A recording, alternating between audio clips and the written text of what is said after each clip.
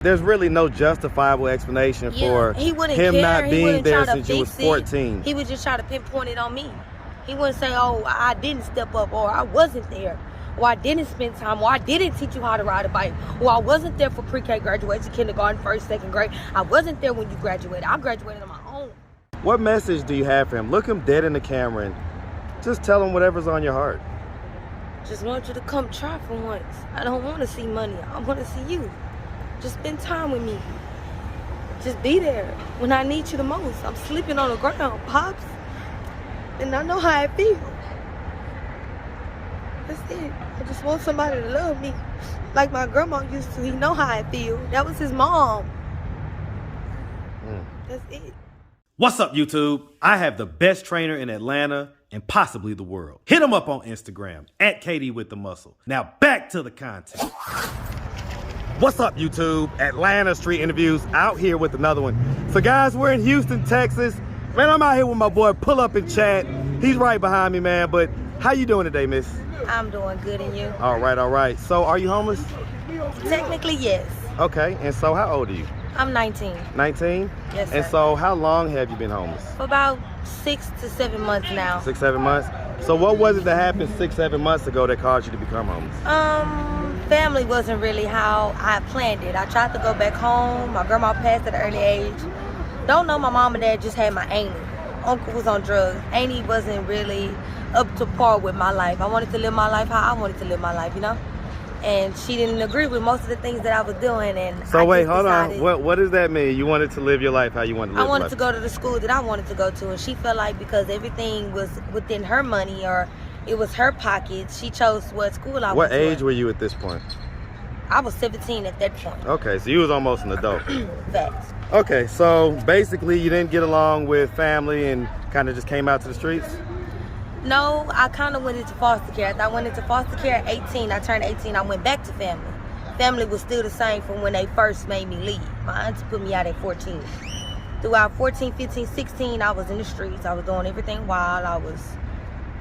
So we're going to get into all that, okay? So, okay, Let me ask you this. And so you say you're 20, right? I'm 19. 19, okay, 19. Do you have any kids? No, sir. No? All right. Have you ever been married? No, sir. No, okay. So let's just start from the beginning. So where are you from? From the south side, from Dead End. Hey, man. Shout out that south side of Houston, man. Shout it out, man. Yes, sir. H-Town all day, man. South side. And so growing up on the south side, did you have both mom and dad in the household? No, just grandma and me. Grandma and you? So where was mom and dad? Not sure. So if that makes sense. No, it does. I get it. No. Mom never met her. Dad, he was just in and out. So hey, the grandma, money, I gotta go. So the grandma that we're talking about, is that dad's mom or mom's mom? Dad's mommy. Okay, I get it. Okay, so as far as your mom goes, you never met her? Never laid eyes on her, couldn't tell you what she looked like. Jamie Johnson, I guess that's her name. But never met her in person, never. Do you know if she in Houston? No, don't know. She was a drug user and so she was kind of on the streets, and I get it. Huh, so, I mean, you know, growing up, how did that make you feel? See what I'm saying? You gonna keep in the interview. Whatever's going on back there, you gonna keep in the interview. Jump back there, huh? Can you repeat that? Yeah, no doubt. So, you know, growing up without your mom and without, you know, ever meeting her, you know what I'm saying? How do you think that affected you in your life? It actually made me better. I'm not saying that my mom's a bad person, but the stories I hear, I can't say that they're true. It just made me feel like I never want to be like her. What type of stories? Like as far as her drug use and... Sell pussy. She was a hoe. She got buku kids that she never took care of, including me. My mom's supposed to have 9 children or something like that. Never met any of the brothers and sisters? I met them when I was 8. Aranisha, Jaquan, Alexis, Vanessa, and the little girl named Darla. After I turned 8, you know, the CPS by HEB, it got shut down. I never met them since then. And ever since then, it's just been me and my grandma. When I grew up, my grandma died when I was 11. After my grandma died, she signed the house and the cars over to me. I was so young.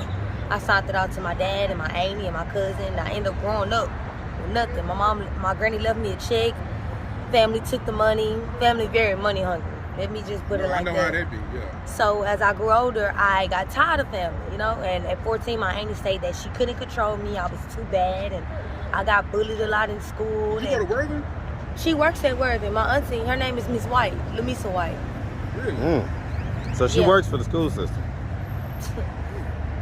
Okay, so let's just like you're a police officer, you're still human at the end of the day. So yeah, so 100%. you went to Worthing though. no, I never went to Worthing. I grew up in the system in foster care in Willis, Texas. My foster mom took care of me all the way from 16 to 18. I went back when I was 18 because me and my foster mom had our differences, you know. When our money stopped coming, the love stopped flowing. If that's how the world works. Well, 100%. We got a recent interviewee on our channel where, you know, that is overstood.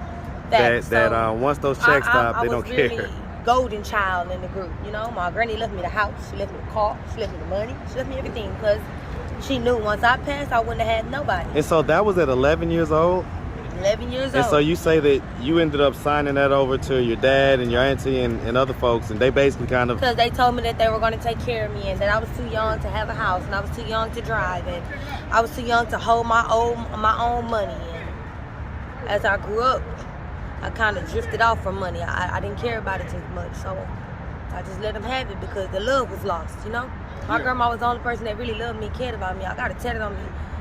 15 years old, couldn't even get a tattoo. I craved and I begged and I pleaded for that tattoo because I know that's the only thing that made me remember who she was and what she created. As in me growing up being a child, I didn't grow up caring about money and if a person could do something for me or loving a man because he had a bankroll. Or I grew up from loving someone from what they have loved me for. If you love me, I love you.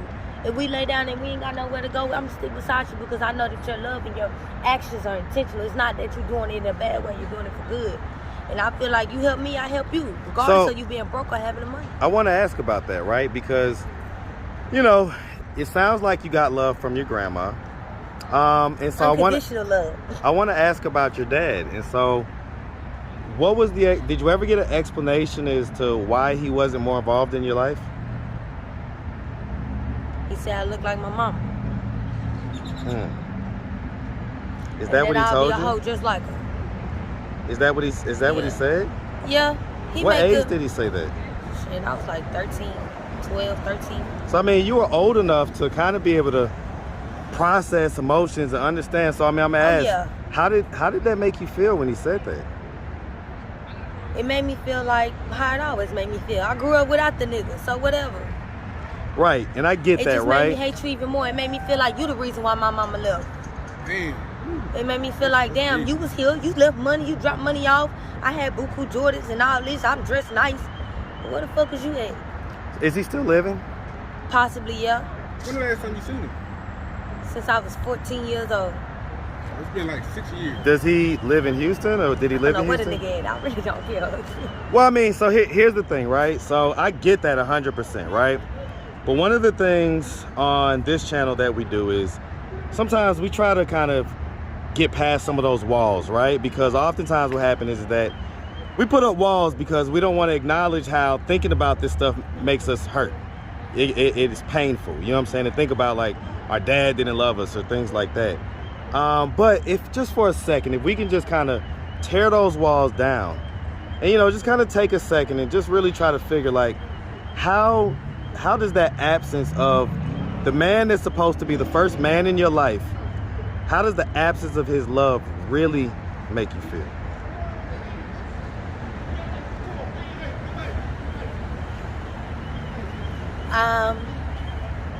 I choose men just like him.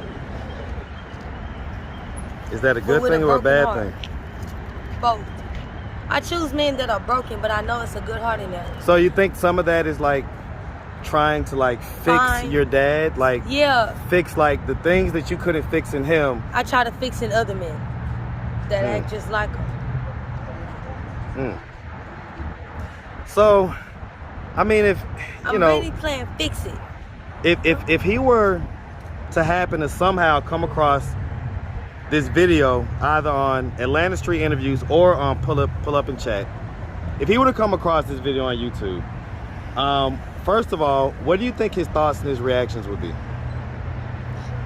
I'm a liar. I lied. What would he say that you're lying about? Everything. Most of my give me an family, example. Like, oh, I did love you, or I never said I didn't want you because you look like your mom, but it's the truth. I wouldn't sit up here and lie or no, but I had anxiety. Well, I mean, either way, there's really no justifiable explanation for he wouldn't him care. not He being wouldn't there try to since you was fix 14. He would just try to pinpoint it on me. He wouldn't say, oh, I didn't step up, or I wasn't there, or I didn't spend time, or I didn't teach you how to ride a bike, or I wasn't there for pre-K graduation, kindergarten, first, second grade. I wasn't there when you graduated. I graduated on my own. So obviously I didn't have a graduation party. He didn't teach me how to drive. I can't drive to this day. So I mean, there's there's no excuse. There's no way you should react other than let me go get my daughter and start from here. So how you dealing with that? All that anxiety. I know you gotta let it out. Singing. I like to sing about it. My music comes from the heart. Well, and I guess, right, there's obviously, even in just when you was just saying that, there's a lot of emotion. There's a lot of pain. If he were to happen to be watching this video, what message do you have for him? Look him dead in the camera and just tell him whatever's on your heart. Just want you to come try for once. I don't want to see money. I want to see you. Just spend time with me. Just be there when I need you the most. I'm sleeping on the ground, Pops. And I know how it feels. That's it. I just want somebody to love me. Like my grandma used to. He know how I feel. That was his mom. That's it. I don't want your money. I just want your time and your affection and your love for once. What's his name? Eric Thomas. Eric Thomas? And you're not sure where he's at right now, where he's located? I tell you, man, you know, I have daughters, man. I have two daughters, you know, they're both middle school age. One of them is about to be 14. And that's the exact age that you said was the last time that you saw your dad. You know, if he were watching this and you just had this tear-filled message to him, what do you think he should do? What do you think his reaction should be? What do you expect him to do? Do you think he's gonna like see this video and be like, oh, man, I messed up? So you want him to come find you? Tell him right now. To come find me and to accept me and whoever I love at this point, because I'm old now. I have a boyfriend and he doesn't have nobody, just like we don't. Okay. All right, miss. Well, listen, we really appreciate you taking the time, answering all of our questions. If anybody out there wanted to reach out, help, or donate, do you have a way they could do that? Do you have social media, Cash App, anything like that? No. No? Do they have the free phones out here? Like the free government phones and stuff? Yeah, but they don't get it out unless you have Medicaid. And with my lupus, I got to get all that renewed. You know, I got a couple teams that I run. I'm gonna get them set up out here because I've been hearing a lot of people say stuff like that, but you don't need that stuff these days to get the free phones. So we'll talk afterwards. So, Okay. all right. Well, listen, miss, we really appreciate you, man. You got anything else? Pull up and chat. I'm gonna have to do an update with you on more. You know, you been in this area a lot? Yeah. I sleep right under that bridge. See, and so I'm from Atlanta. He's from Houston. I gotta come check on you. So I'm gonna try to help you out. And then if like the people want to donate to my channel, to like whatever you need, I'm gonna try to look out for you. So listen, what I'm gonna do is I'm gonna put his Cash App up on the screen. So I'm gonna put the Pull Up and Chat Cash App up on the screen, and if you guys want to donate to this young lady, just put, what's your name, sweetie? Roshonda Johnson. Roshonda so Johnson. just put Ro. Just put Ro. Put Ro in the 4, and we'll make sure that it gets to her. Like I say, my boy Pull Up a Chat, he's on the job, man. He's out here in Houston. So y'all definitely, man, if you feel it in your spirit, you feel it in your heart, send some money so that, you know, this young lady can, you know, receive a little bit of help, receive a little bit of love. All right? Could you show me what exact area where I can find you at? She say right there. She say like, yeah, like right up under that bridge, right there, brother. I never seen you out here. I like to move. Oh, you move a lot? So you I gonna have be here to. for how long? I'm not move as in like just kind of move around, you know what I'm saying? Yeah, I get it. It's dangerous. It's dangerous as a 19-year-old girl, you know what I'm saying? You got to keep it moving. There's a lot of pedophiles out here. Y'all Yeah. just Damn, I know. That's crazy. Oh my God, I can't imagine you sleeping out here by yourself at 19. I mean, I'm gonna ask real quick because I didn't really ask this during the interview, but I know how foster care and things are sometimes. Like, did anything ever like happen to you when you was younger? Yeah. What age? 8. And who was it that 12, did it? 14 men. So were these men like men that were close to you, or 8 years old, it was a family member. that was a family member? Yeah. 14, it was my foster care mom's husband. 15, it was a nigga that I met. I ended up living with him, and he felt like I gotta pay where I lay, so I had to sex traffic myself. 8 years old, my uncle put his dick in my mouth. All crack or whatever, water, I don't know what he was doing. When I was 14, my foster mom's husband laid in the bed with me and was touching me. He told her that he thought it was me. He thought I was her. So you told her, and Yeah, then he gave that explanation. And she put me out. She put you out after that? She said she didn't believe me. She believed her husband. So did you tell the people over the foster care system? Yeah, nothing much was done. Really? They said he wasn't on camera and they couldn't really do much because he didn't touch my pussy or he didn't stick his dick in me. When I turned 17, my auntie husband was kissing on my hand and stuff, and I was telling her that I felt like that was weird. You know, all my life he didn't like me. I was 14, I was bad as hell. I had so much anger because I would see her get beat on by him. So I would like fuck up shit in his house. But it wasn't because I wanted to do it. It was because you was putting your hands on my auntie. And if you putting your hands on her, what you think she's doing to me? You beating her, she's beating me. Yeah. She can't beat you. Yeah. And I would break shit in his house. And one day he blamed me for breaking his pool table, which I didn't. To this day, I'm going to stand on that. I didn't break your pool table. I stole your watch. I sold your shoes for money. You know, I did stuff like that. But Okay. Well, listen, miss, like I it's say. a lot. It's a lot. Yeah, I mean, listen, I'm real. gonna leave something for my boy to kind of come and follow up on. Yeah. And like I say, we definitely appreciate you, miss. And we definitely wish you nothing but the best out here, all right? All right. Make sure you have a good one, sweetie. All right, I appreciate Thank it. you. Right.